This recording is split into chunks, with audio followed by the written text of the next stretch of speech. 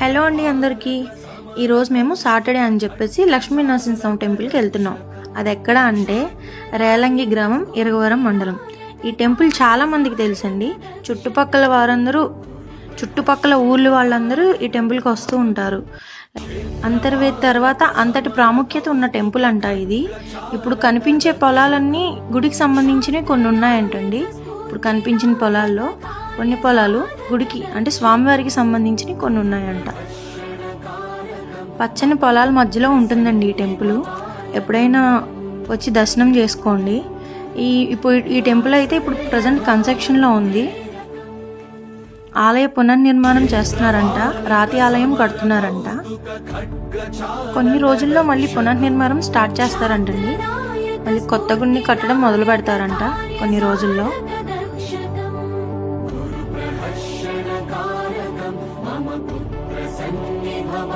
Present గుడి అయితే ఇలా ఉందండి.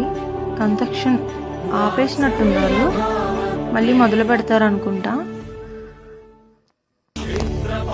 స్వామివారి విగ్రహాన్ని అయితే పక్కన పెట్టి ఒక చోట అక్కడ పూజ చేస్తున్నారండి.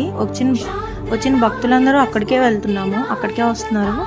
మీకు అది కూడా వీడియోలో చూపిస్తాను, చూడండి. పాత గుడి అయితే ఇదండి. ఇప్పుడు పక్కనే ఉంది చూడండి, ఆ ప్లేస్లో స్వామివారిని పెట్టి పూజ చేస్తున్నారు.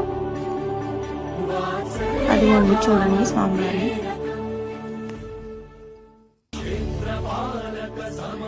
ఈ ఆలయానికి ఒక చరిత్ర ఉందండి. మీరు ఎప్పుడైనా గుడికి వెళ్తే కనుక తప్పనిసరిగా చేయాల్సింది ఏంటంటే ఆలయ చరిత్ర మీకు గుడిలో అక్కడ రాసి పెట్టుందండి. అది మీరు చదవచ్చు ఒకసారి.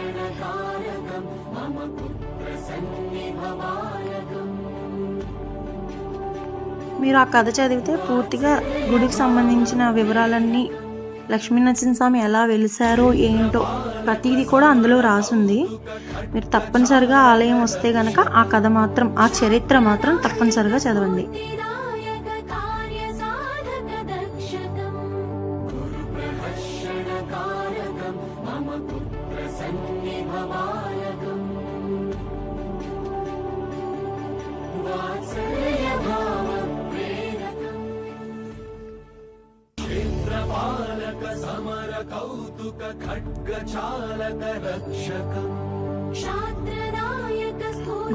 గుడి పక్కన అయితే చూసారా మీరు, దశావతారాలు ఉన్నాయండి, విగ్రహాలు.